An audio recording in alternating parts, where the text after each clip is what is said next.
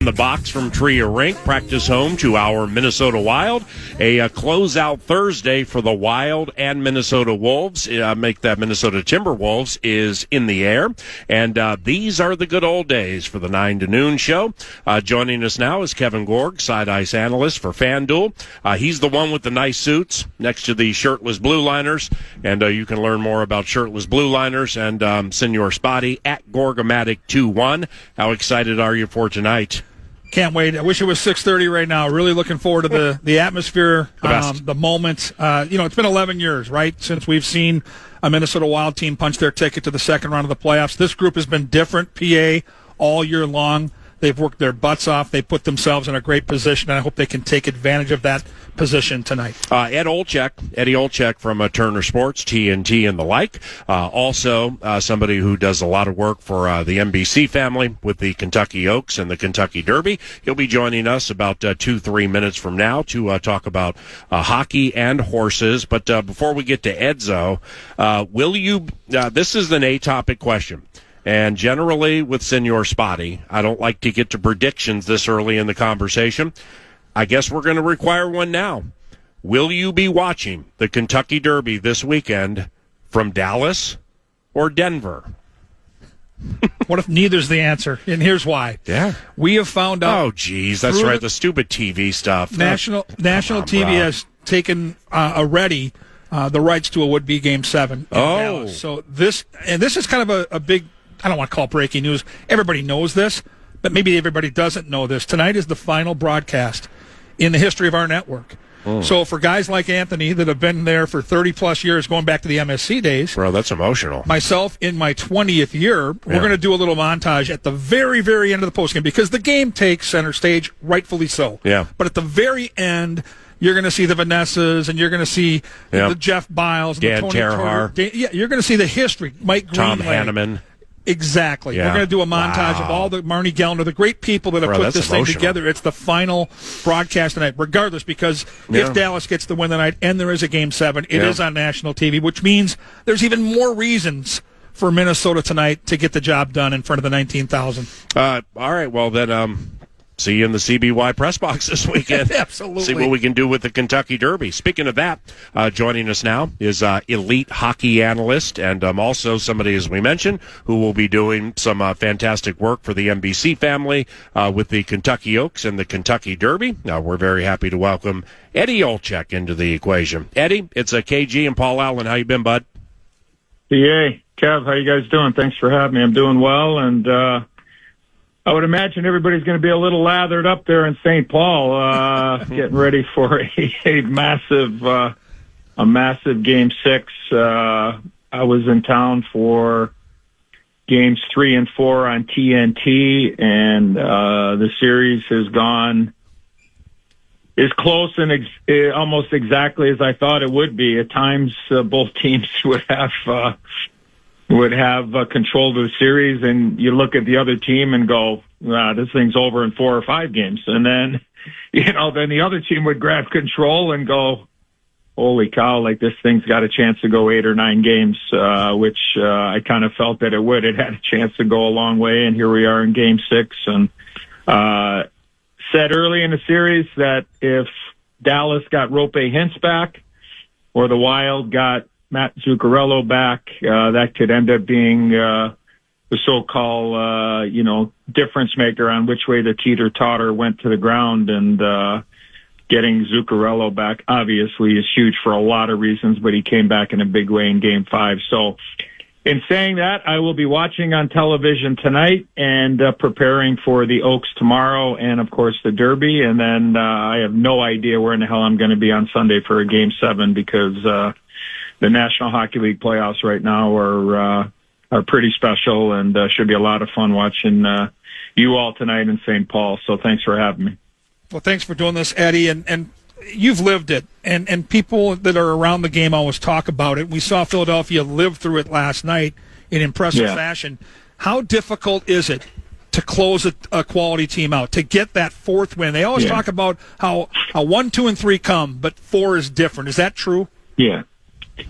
It is, Kev, regardless of how us, the media, or, a former player like myself feel about the matchup, it's one game. It's where the guy in the blue paint can be the most important position in all of professional sport, and for one game can give his team a chance to breathe a little bit. And that's the position that Jay Gottinger is in his home state, and his family and friends will all be there and trying to get this to a Game 7. And I don't know. I'm not going to use the word pressure, but certainly the understanding of the situation is that, you go out there and you know what is at stake, and some players and some teams react differently. And you mentioned, Kev, last night, the game in Philadelphia. I mean, most people that thought the Penguins are going to go in there and no doubt we're going to get back to Pittsburgh and win a Game 7. All of a sudden it's a 0-0 and both goaltenders are playing out of their mind with Vladar in Philly and Shilovs in Pittsburgh. And it comes down to a bounce. It comes down to a one face-off. It comes down to a screen. And, the rest is history. Pittsburgh goes home and Philly goes on. So it is extremely difficult to win that last game in any series, and it doesn't matter the quality of the opponent, because for one game, now maybe one game turns into two and two turns into three, and I know that's not the situation for the Wild and Stars, but I think you understand kind of where I'm going, is that it's really one game mindset, I think, for both teams. At least it should be. And whatever happens, happens. And, you do the math and everybody knows the scenario. If the Wild find a way to win, Dallas goes home. And if not, then everybody goes to Dallas and we do it all over again for Game 7. Hey, Edzo, with your trained hockey eye, help me with this. Jason Robertson, I mean, I got a lot of respect for him, but he's not super strong. He's not super big. He's not considered one of the blazers, one of the fast guys in the NHL. Yet he's lethal. I mean, he's such a problem. Like, how does he get it done? Well, he's really intelligent, and he's got a nose for the net. He's just one of those guys, PA, that finds himself in situations that are advantageous offensively, and I don't care what anybody says. Let me say this. Jason Robertson can play for me any day of the week. Yep. You need goal scorers. The last time I checked, it's tough to win games when you don't score. You can't win 0-0 the last time I checked. So he's a guy that has the ability to be a game breaker. Now, he may not be, you're right, he's not a physical player, but you know what? He does pay a price to score goals. He's taken a couple of big hits. The Wild have targeted him in a way of letting him know it's going to be hard ice, but what's he got? 5 goals in a series? Whatever the number is. He is very effective, and you need players that can score goals. And it's funny to me that the kid seems to have a negative rap for whatever reason. And I know he did not get picked for Team USA. I know Cole Caulfield did not get picked for Team USA at the Olympics. And I think a lot of this, comes from over the course of the last, year and a half, 2 years with the Four Nations. And then, that being the appetizer for the Olympics. Cole Caulfield, I think, was one of 2 players in the NHL that got to 50 goals this year. Is that not right? Right. Nathan McKinnon had 54, and Cole Caulfield had 51, and Jason Robertson scored another 41 or 42, and look what he's doing in the playoffs. So I just sometimes players get in those railroad tracks with fans and with media, PA, I think to the heart of your question. But like I said, I would want him on my team because I know how hard it is to score in a National Hockey League. It's not an easy gig, and when you have guys like that, I think you, as an organization and as a team, now depending on the type of team you have, you got to be awfully careful when you start thinking about, maybe there can be life without this player, and we can go ahead and try to, get a different type of player here because you have to score goals in order to win. Edzo, the horse in the Kentucky Derby. Kentucky Derby, Saturday, 5:57 Central. And you can watch and wager, be a part of racing history at Canterbury Park. I believe wagering is open there right now in the Kentucky Derby. But the horse that sources tell me you fancied, number 20, Full Effort, has scratched. Number 20 has scratched. He's laughing. So, all of these horses look so much the same to me. And generally speaking, when that happens, that's an Edzo kind of race, man. That's a Boffo trifecta. That's a superfecta, 10 grand or higher. What you going to do with the Derby? Well, I'll tell you what kind of a couple of days it's been so far. Two of the three horses that I like scratched. I like the 13 Silent Tactic scratched. Oh. I wake up this morning, I get a good work. At least I think it's a good workout. Anyways, I feel like I'm sweating a little bit, and somebody goes, "Hey, did you hear about this?" Actually, I'll just drop a name here. Steve Kornacki, of course, the legendary numbers guy in NBC News, and he's a part of our horse racing coverage. The numbers guy, he said, "Hey, your horse scratched," and I go, "What?"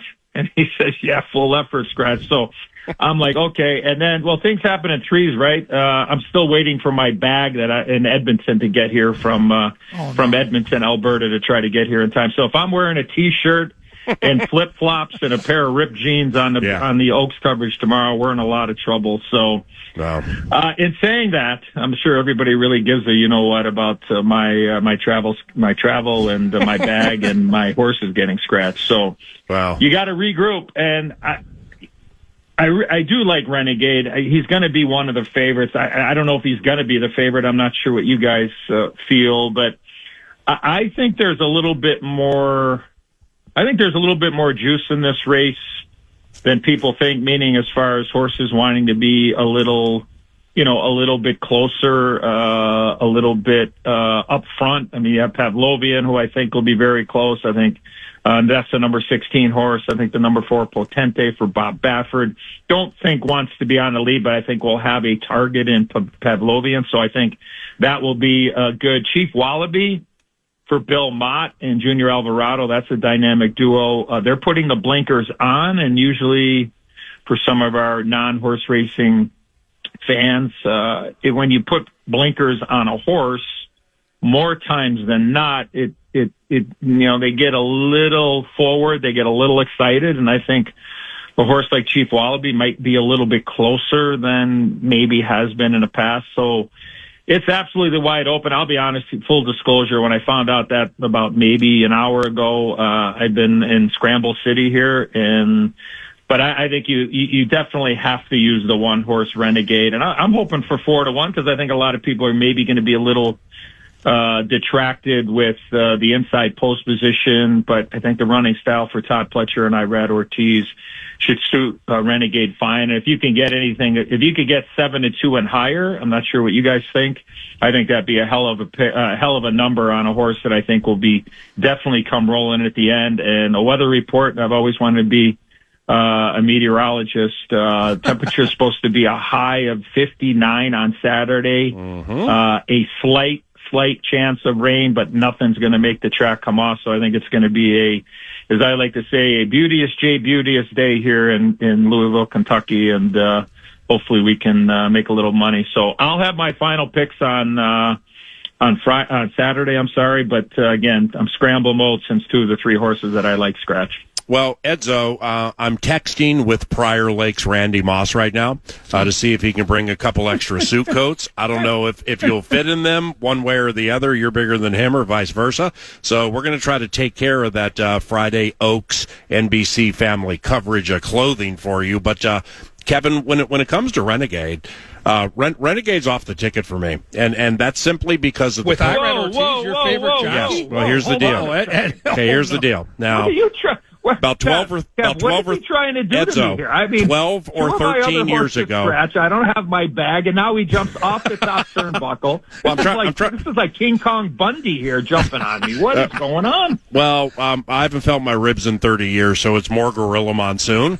But here's why. Is 12 or 13 years ago in the Canterbury press box, I caught this young jockey named Irad Ortiz Jr. riding the turf at Gulfstream Park, and I was like, who is this guy? So I just started betting him in the blood blind on the turf. We call it Irad on the turf. Well, now it's super oversaturated, and people, bet Irad in a lot of races. But here's the deal. I mean, I've watched him so closely over the years. If there are two tracks, Churchill Downs and whatever it's called in the Dubai, United Arab Emirates. Yeah. If there are two tracks where the timing of maybe the best rider in the country is a little off because of the long stretch, I've just seen him make a lot of mistakes at Churchill Downs with the timing of when he pushes or holds onto his horses. And then you got the inside, which is not great. So, if you're going to try to make some money, man, I'm tossing Renegade, which means he'll probably win. What do you think, KG? Holy cow, Kev! I mean, this is a beating I've taken here in the last 7 minutes. I mean, come on, Eddie. I don't even want to tell you what I like in the Oaks now, because I'm going to have PA just like here's the deal, bro. Gorilla Monsoon me, and I'm looking for Bobby the Brain Heenan next. What the hell is going on here? All right, Dusty Rhodes, the American Dream. Here's the deal. My largest horse racing hit of my life is like $4,500, maybe $55,000. Yours is almost $750,000 in a pick six. I think that was the number. So we're going to yield to your opinions over mine, KG. Yeah, again, the narrative's going to give Edzo the price he wants. The current betting has half a schmil in the win pool, and this horse is 5-1. You can see the talent on paper.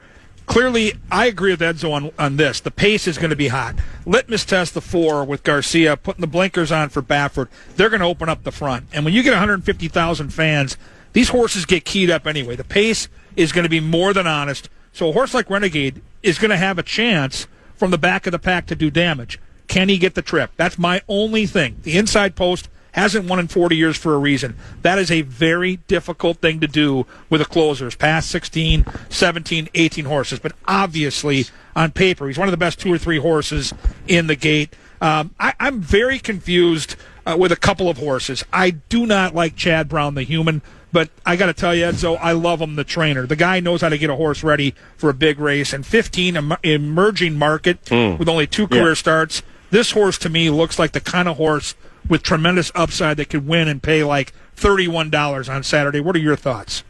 Yeah, I would definitely use him, just because when you look at how quick this horse has come to hand here, ran on February 7th. And it seems to be maybe the new way of training where, less is more, where these horses are running 2 or 3 times and all of a sudden they're running in the Kentucky Derby, where if you went back 10 years, I mean, most of these horses had run probably 6, 7, 8 times before. So they're very inexperienced, but I think a guy like Chad Brown and Klarovich Stables, who owns Emerging Market, very aggressive. It was a very handy win in Louisiana Derby back in the 3rd week of March. So, I would, if you're going to not use Chad Brown's horse, I would say there should be a little pause there and maybe bounce back and, look, using underneath, meaning 2nd, 3rd, or 4th, if you're going to really get into the exotics. But I agree with you. The tandem of Brown and Pratt, with a horse that seems to be getting better and better after the first 2 races. It is all about trip. We understand that. I don't even know how many horses we're going to have now. We've already had 2 scratches, but if we do have a full field of 20, you are going to have to stick handle and navigate your way through if you're a horse that's going to be in that, mid-pack, or if you're a, so-called dead closer. But I agree with you, Kev. I do. I think we're on the other side of the railroad tracks, or the fence, so to speak, when it comes to, there are some people that feel that, if you get to the front, it might be able to carry you, because there are some people that don't think it's going to be overly hot. And I think the 3/4 of a mile, because the race is it is 1.25 miles. So when you hear Larry Colmus, the voice of NBC and the Triple Crown on NBC, when he says 3/4 of a mile, that means that they're 6 furlongs into the race. And if they go in anything, I think in that 1:10 range, 1 minute and 10 seconds, minute and 10 and 2, anything quicker than that, then that surely bodes well for horses that are going to be coming from off the pace. So I think if they can be under that 1:10 and 3, 1:10 and 4, I think that bodes well, because I think you got some horses that have some deep bottom and have the ability to be able to close from behind. Did I just hear a knock on the door? Has your 3rd piece of luggage arrived? Trust me. First off, it's the only piece of. Why are you trying? Are you poking the bear right now? I know. I'm sorry. And there's no pun. Oh, by the way, look, I'm glad I just look. It's meant to be. You poking the bear, and I didn't mean the beloved Chicago Bears, my hometown. But I do have to say, myself and Johnny Forsland did the game in St. Paul. I think it was game 4. I'm sorry because I don't know where my bag is, and I don't even know what day it is. But I had a chance to meet a young man that I had heard about in the hockey realm growing up in the city, in the suburbs of Chicago. I got a chance to finally meet J.J. McCarthy the other night at the game. He was there with a bunch of his teammates, and he came up to the booth, and I had known about him as a hockey player. I didn't realize the talent that he had on the football field. So I was thrilled to get a chance to meet with him. Me and Johnny took a picture with him, and I just want to say that he's it was a very, very nice young man. I wish him the best of luck. I know there's a lot of talk there with the quarterbacks there and Kyler Murray, but I just want to let everybody know they got a young man that represents the Minnesota Vikings very, very well, and I wish him well. I do wish the Vikings well, just not when they play the Bears. So I'll leave it at that. So I'm glad I'm glad you poked me, Pia. You know what? We're going to have to go on a hiatus here because my confidence right now. A hiatus. It's shot. Last time we talked was a year ago. Beaten. Yeah. Oh, okay. Well, it sounds like when you met.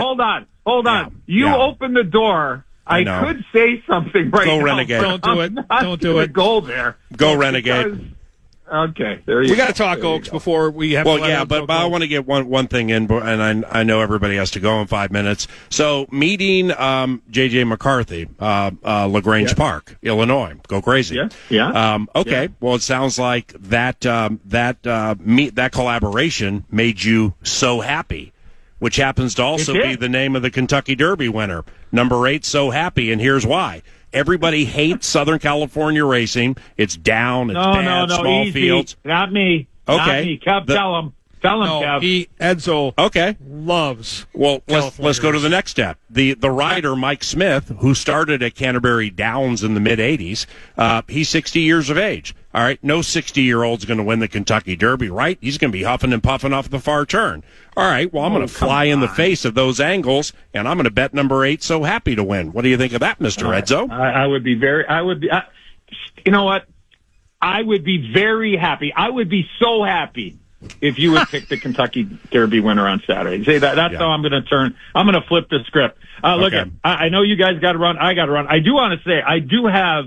If I can, is it okay if I give you my pick for the Oaks tomorrow? Yeah, I can't wait to hear the pick. We need an Oaks. And by the way, that's in prime time on NBC tomorrow night. I'm aware, and I can't wait. 7 o'clock on NBC, prime time, 7 to 8, the Kentucky Oaks. I'm going to go to number 13, Pashmina, who ran in New York. Come on. Pashmina, 30-1? Okay, let me just say this. That's awesome. Yes, to answer your question. Pashmina, I'm not a big morning line guy. I'm not. Yeah. I'm not. Either. There's something about it. But anyways, Pashmina, you're right, 30-1, ran against Bottle of Rouge in New Mexico 2 races ago. Yep. Bottle of Rouge is 15-1 in the race. They ran against each other. Pashmina finished 3rd. Bottle of Rouge won the race in New Mexico. Pashmina had an absolute horrendous trip. Pashmina comes to New York and gets on the worst part of the track for the majority of the race and never stopped trying. I don't want to see this horse on the lead, but I want to see this horse sitting just off.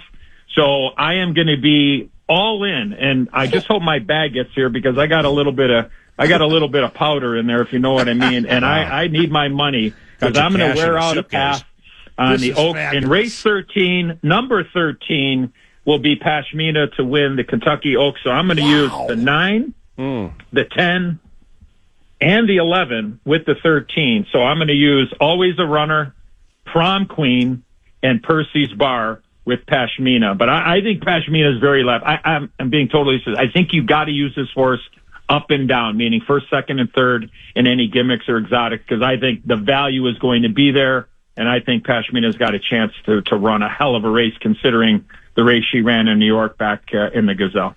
Eddie Olczyk, I know you got to go. Give us your best 30 seconds on how the Minnesota Wild eliminate the Dallas Stars tonight. Stay out of the box, and I think they want to try to play that game below the hash marks. Cycle, strength in numbers, and allow that game to develop in the way that you want to go. Look, Dallas is not going away. I'm just like, they are a very, very good team. You got an unbelievable pair on the back end with Lindell and Heiskanen, and we all know what Wyatt Johnston can do, and we mentioned Jason Robertson. So for me, the Wild, stay out of the box and give yourself a chance and try to make this a really grind them out type of game, play below the hash marks in the offensive zone. Appreciate you, Eddie. Best of luck. We'll be watching you on TV. Have a good day, man. Hold on. Wait. What happened? Your bag came? Jesus. Oh, no, false alarm. Oh, jeez. Love you, Edzo. Have a great time. Can't wait to watch you all weekend. Hey, love you guys, too. Hey, Kev, have a great broadcast, man. I'm thinking about you guys. Talk to you soon. Appreciate you, Eddie. Eddie Olczyk. Final 30 seconds to a minute with Kevin Gorg at Gorgomatic21.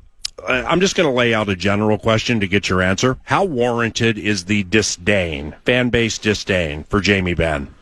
Well, when you watch him play, I mean, listen, he's an antagonist. He's been a good player in this league for a long time. But what we've seen from him in this series, the cross-checks to the back of both Boldy and Hartman's head, there's no place for that in our game. Got it. Severe injuries can happen, and I think the league has really done a disjustice by not being able to suspend this guy. Now we have to move on. The Wild can't get wrapped up in him. There you go. That's exactly what Dallas wants. Edzo hit the nail on the head. That's what I was getting to. 3 power plays or less for Dallas tonight gives Minnesota the best chance to win. I think the Wild are dialed in mentally. I know they're playing great hockey physically. The crowd will make an impact tonight. And if Minnesota can get to the lead, look out. This is going to be a really, really fun night in St. Paul. All right, so the game is the A topic. The B topic is what you said right out of the gate, man. Tonight is the final broadcast, sports broadcast, in the history of FanDuel Sports North, Fox Sports North, Victory, Bally, MSG, the whole thing. Yeah. And there's going to be a montage after the game.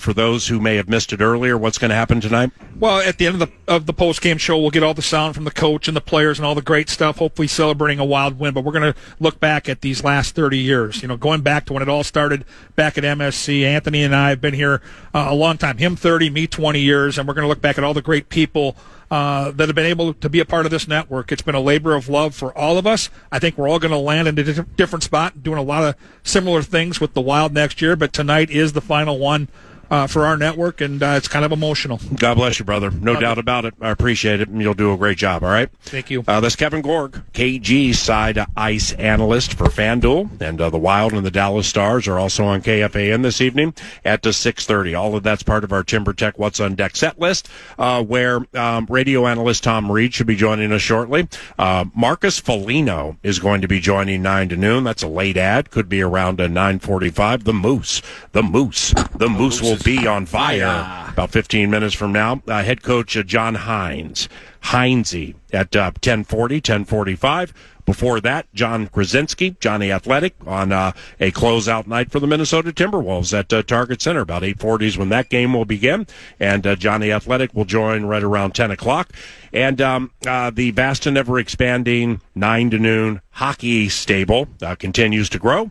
Oliver Moore, who is a dazzling forward for the Chicago Blackhawks, also played for Bob Motzko's Golden Gophers, and Totino Grace, caught up with Ollie Moore to analyze some hockey, and that'll take place at about 11:20.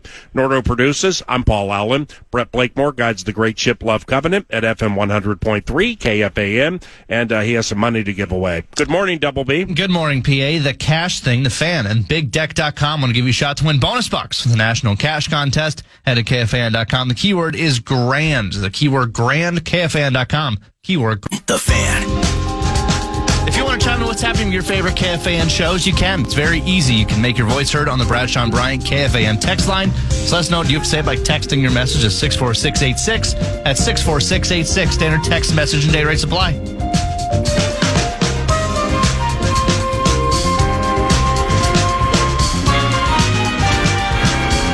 Marcus Marcus Foligno, beloved Moose, joins 9 to noon about 10 minutes from now, so we got a shorty here.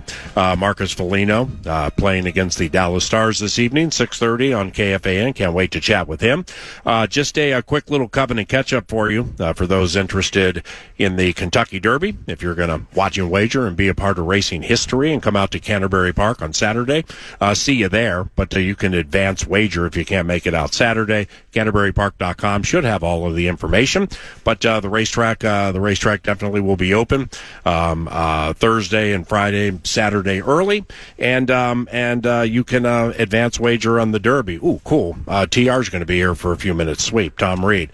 Just a Covenant catch up for you. What's going on, brother? Good to see you, bud. Hi, Sicky. Give me a little fist bump here. Doing a Covenant catch up as you get set up.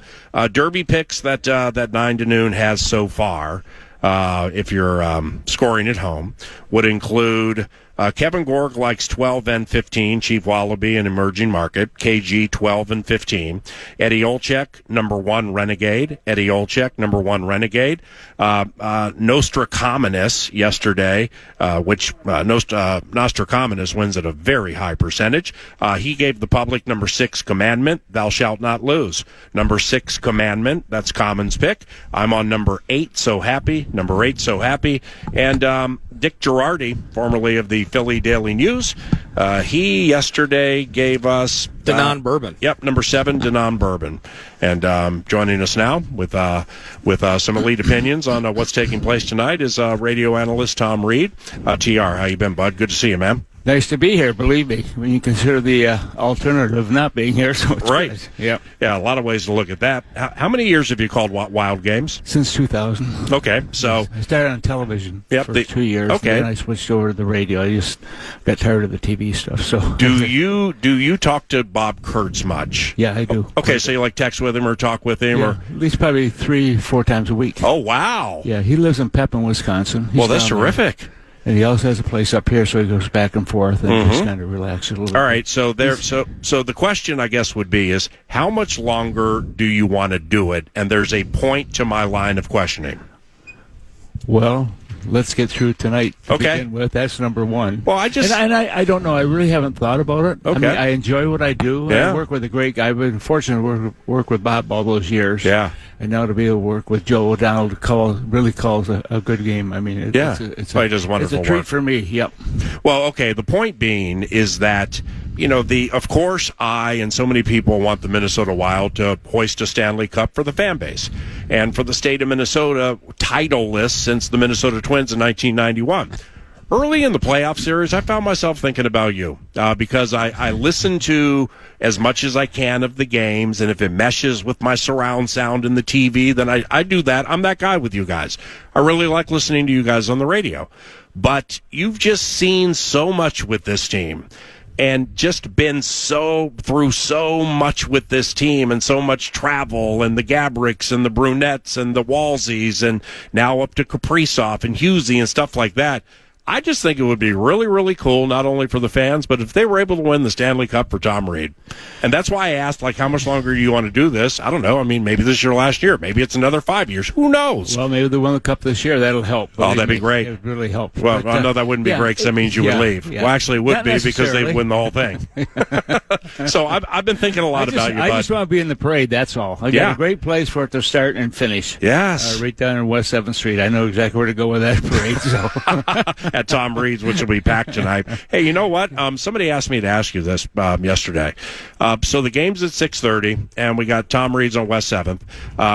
If somebody wants to get there and get a seat on what's going to be an incredibly popular night, I mean, I told them 4:30, 4:35. That would be late.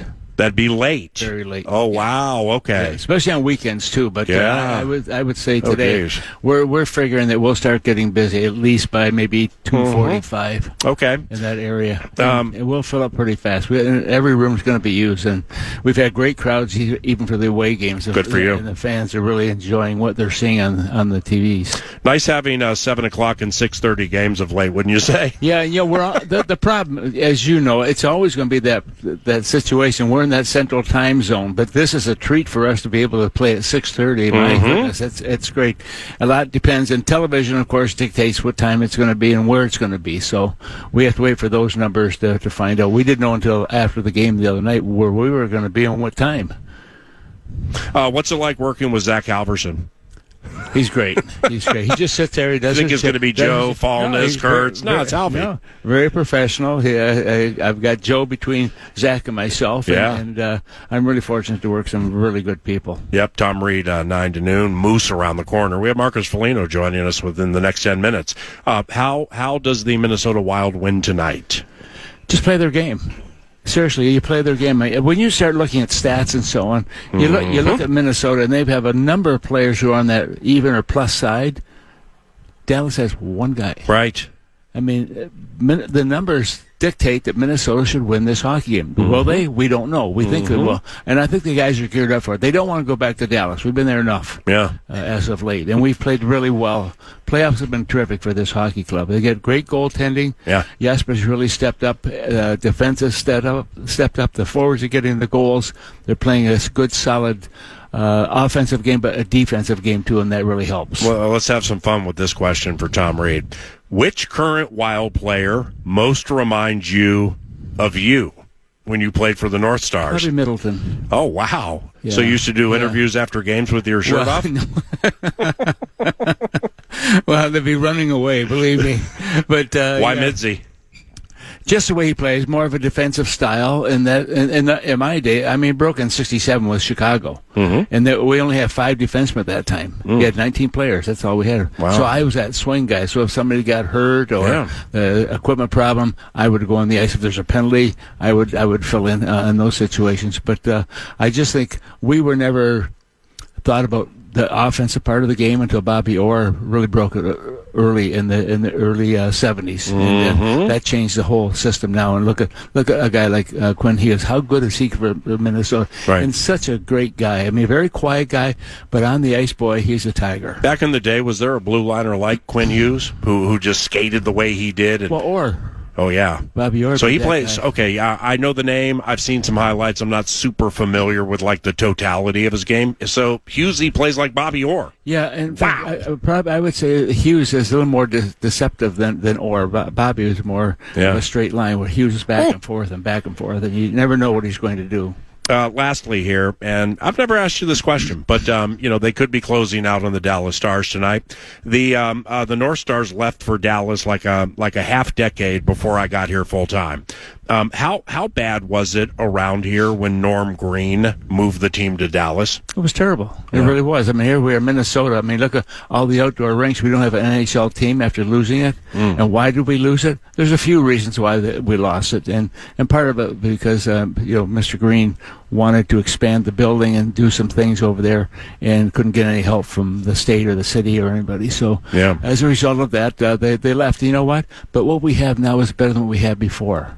It really is. I mean, we've got a beautiful facility. We're in St. Paul. It's a hockey community, and there's so much going on. We're so excited about the game tonight.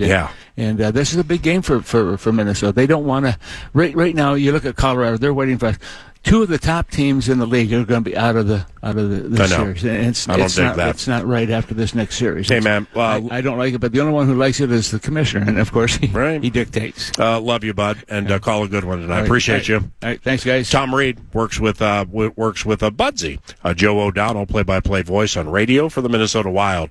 Marcus Foligno joins 9 to noon around the corner, so don't leave. Playoff time calls for Carboni's Pizza. Game day fuel since 1954.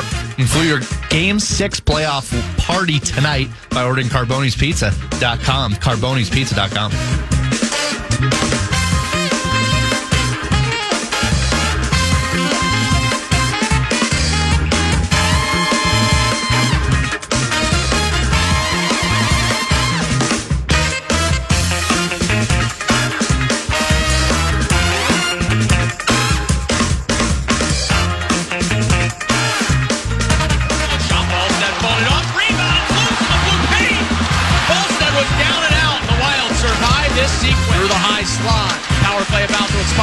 A shot, Bolstead the save, and he gets a whistle with traffic all around. Comes free in the slot. The Stars with the wrister stop. Rebound, Bolstead made it save. He got the first one, he got the second one, both pad saves and the latter on Radek Faksa.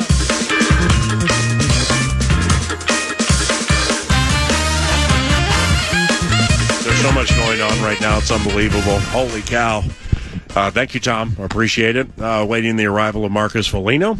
And, of course, the Minnesota Timberwolves have a big one this evening against the Denver Nuggets.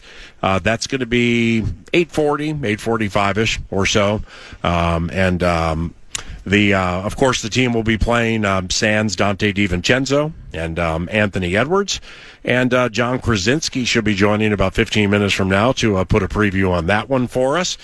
For some reason, I've tricked myself into thinking this is going to be a really low-scoring game tonight between the Wolves and the Denver Nuggets. And, yes, off what I saw in game number 5, scoring for the Timberwolves could have some issues to it, but it shouldn't be game-long issues because Finch and his staff are so good at constructing offense, and they've now had a race, they've now had a game under their belts with this lineup, and they're at home, so the crowd can really impact a game like this tonight. I still just what I see in the Denver Nuggets just is not causing me to be like bursting with confidence if I was a Nugget fan saying, okay, we got you. Yeah. Because you're down those two guys. We're down Aaron Gordon and Peyton Watson. And but in the current circumstances, if I'm a Nuggets fan, I guess I should feel really good about tonight. Shoot, the Denver Nuggets are favored by 6 points. They're 6-point favorites, road favorites in what could be a closeout game for the Timberwolves tonight. What do you think? Well, they still have MVP guy. They still have champion guard guy. And so the conversation of you looking at this as potentially being an underwhelming game, maybe offensively on the scoreboard, I kind of think it has to be if the Wolves are going to win this game to chase because of maybe what we'll see in terms of ball movement issues or scoring droughts. I mean, we don't have Ant to rely on for those big buckets. Now, with that said, we were talking after that loss and just kind of thinking about, how can Rudy impact this game? I think a big Rudy game would lend to the idea of maybe a lower scoring affair, defensive battles, a more grinded out game, if you will. Io going out of body 2 games ago, you can't necessarily trust that. The worrisome part of this, again, is that as good as the Wolves have been over the course of this series, getting the right rotation with more Terrence Shannon Jr. in the mix, mentioning Jalen Clark, like these guys out on the floor, we watched it in this last game here, that the ball movement in itself was not necessarily an issue as much as the decision-making off the movement and some problematic things that arose in that game. So, I'm looking at this one, and yes, in the end, if the Wolves are going to find their way to a win and close out this series, it's going to be the crowd effect. It's going to be defensive issues that don't manifest themselves the way they did in the previous game. It's going to be a lack of turnovers tonight and just being judicious with the ball. Mm-hmm. Those types of things go into the outcome at Target Center. Good morning. How are you? Morning. How we doing? Pretty well, thank you. Marcus Foligno, 9 to noon. Oliver Moore says hello. Okay, and I taped an interview with Ollie. We're just the hockey stable when talking about you guys and different teams and stuff. And he was just in Florida with Bedard, and they're coming back, so he's taking a little time away. And I knew he knew your brother really well from that summer trip last year. Yeah, but he said to tell you hello too, and best of luck this evening. So Ollie Moore says hello. Good Minnesota boy. Here's how we're going to start, okay? How are we starting? We're going to put these horse names in front of you in the Kentucky. Yeah. No, here's the deal. This is way better. Let's not talk about hockey. Let's talk about horses. Well, I've got to get a little hockey in. Yeah. Those are the Kentucky Derby past performances. Need you to look at them, just the names if you want. That's what I do anyways. I just pick off who's got the best name. Well, here's the deal. When you said Dallas can't hang with you guys 5-on-5, that led to the Stars not scoring a 5-on-5 goal for almost 218 minutes. I don't know what I'm talking about, right? So. Bro, you might be a prophet for profit. So I'm not having Moose, who might be red hot with the way he's seeing it right now, not look at Kentucky Derby names and pick a winner for us in the Saturday race at 6 o'clock.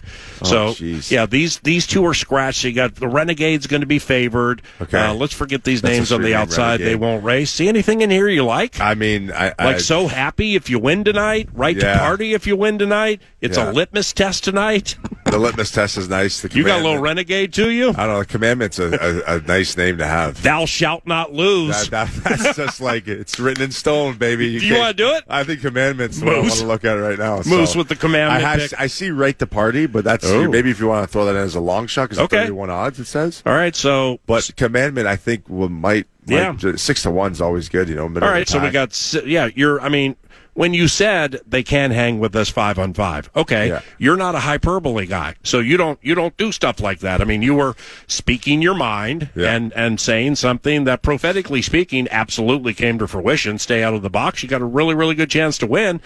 But I mean, your first year was 2011, right? Yes. Yeah, I think your first goal was against Ottawa, something like that. Yeah. But in all your years, I mean, it's nearly 218 minutes with no goals, 5-on-5. So structure, from a structure standpoint, a defensive focus, attention to detail standpoint, why has that 5-on-5 been so good for you guys? You know what?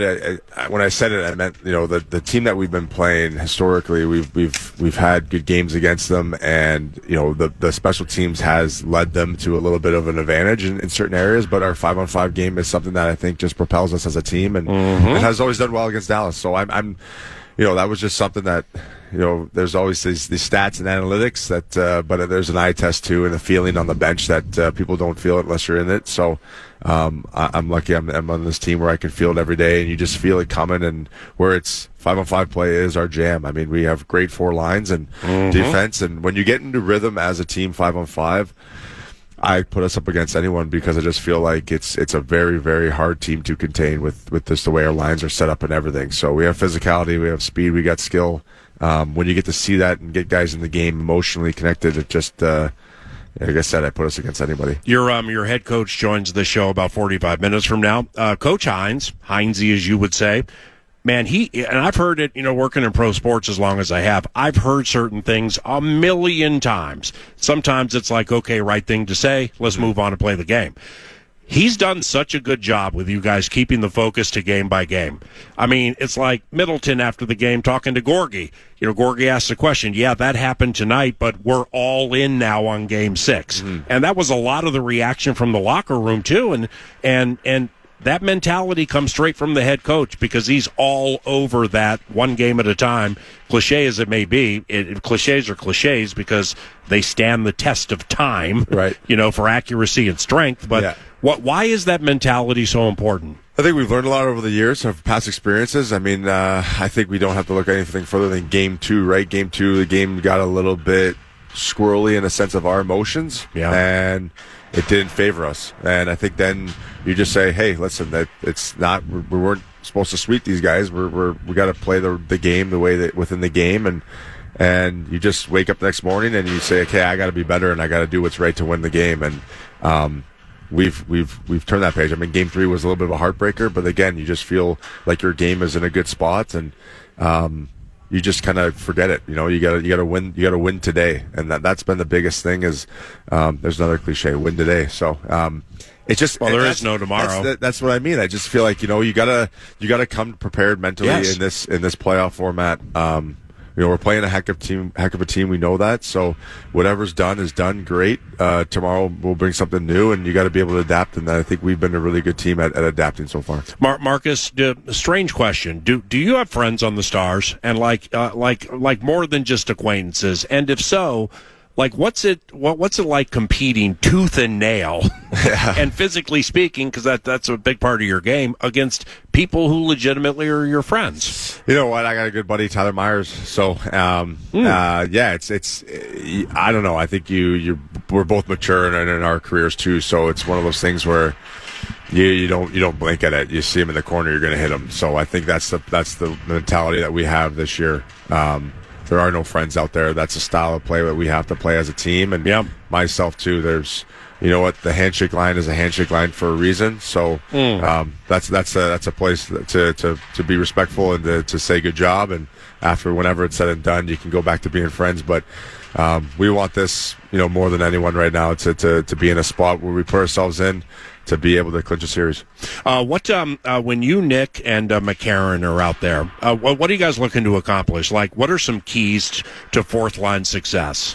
You know what? Our biggest thing is how can we do a lot of damage in the O-zone and really wear teams down. Physicality is a huge role, but really minimizing chances against and trying to get something for our team to build off of, right? So whether that's a good shift, a hit, an offensive kind of chance, or just something that's really grueling where it looks like they absolutely have nothing and they go back to their bench, heavy breathing. I think that's the biggest thing for us is we want to be able that line that when they come over, we could just feel it like, oh no, these guys are out here now. So we know fourth line usually follows with the first line. So, if we can get that momentum and then Kirill and Zuki and Hartsey go over the boards or Bolds and Eck and JoJo, it's a good setup line. So I think that's what we definitely look forward to when we go out there. Nick scores tonight, right? I mean, that'd be great. You got a big one, game 4. McCarron last game. Time to hit the fourth line trifecta tonight. Yes. How can we get Nick to tally a big one tonight? Yeah, I told him he's got to start shooting the puck. He's got such a great shot, so we're going to get him in that spot. But he had a really good game last game for us,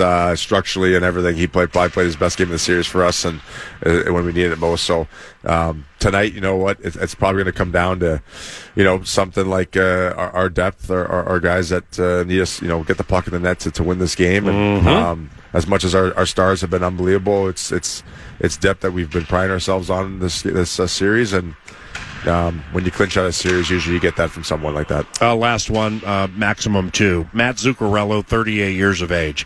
What impresses you with the way he brings it this deep into a long career? I think people have to understand how valuable Zuki is to our team. I think it's everyone talks about Kirill and Zuki's relationship, but it's Zuccarello's been an unbelievable player his whole career, and I don't think you realize there's stuff within the game he does to possess the puck a little bit longer or make that silky pass that opens up a seam or opens up someone to get a good scoring chance. He does so much for us, and then in the sense of it all too, defensively, I always compare him to a soccer player, taking it back. He doesn't dump it in. He wants possession all the time, and that can really wear on opposing teams, right? We're not playing with the puck. It's irritating, and Zuki's got that kind of that catalyst for us where he can do that and be that spark plug for us. And I mean, listen, he's been huge with us all year and all his whole career with Kirill. It's been special, but that guy brings it every night, and in playoffs it seems like he gets better and better. Last one, in-game retaliation. So a lot of talk about Jamie Benn of late. He got fined that $2,600 thing. Is in-game retaliation for issues difficult in the playoffs, and especially against these guys? Obviously that nice power play, but I mean, you got to be so cognizant of things now that you might do differently in February. Yeah, listen, hey, he doesn't want to fight. We've asked him numerous times, so we know that for sure. And it's tough. You don't want to put yourself down in a position where, and this is the maturity of our group, I think. We got guys that, Bolts have been hit by Ben, and other guys have been roughed up, but I mean, same goes for their star players too. I mean, we could be a little harder. There's been some things where we've done some stuff and been physical, but our physicality is coming down to the team physicality. It's wearing on them. We see that. If they're doing that stuff, they're frustrated. They're not thinking about their next play. They're thinking about, how can I get this guy off his game? And we got guys that are so mature. Bolds is a man amongst men. He's playing like it. I just don't see anything really. It's got to be really, really dirty and something where we have to really get back at it. We're trying to win a game, and if they want to be the team that's thinking about the dirty plays, then I think we've got them right where we want them. Get the money tonight. Let's go Commandment Saturday. Let's go. I appreciate you, Marcus. Right. No God bless you, buddy. Thanks Thank you. for having me. Marcus Foligno, 9 to noon, with Johnny Athletic next.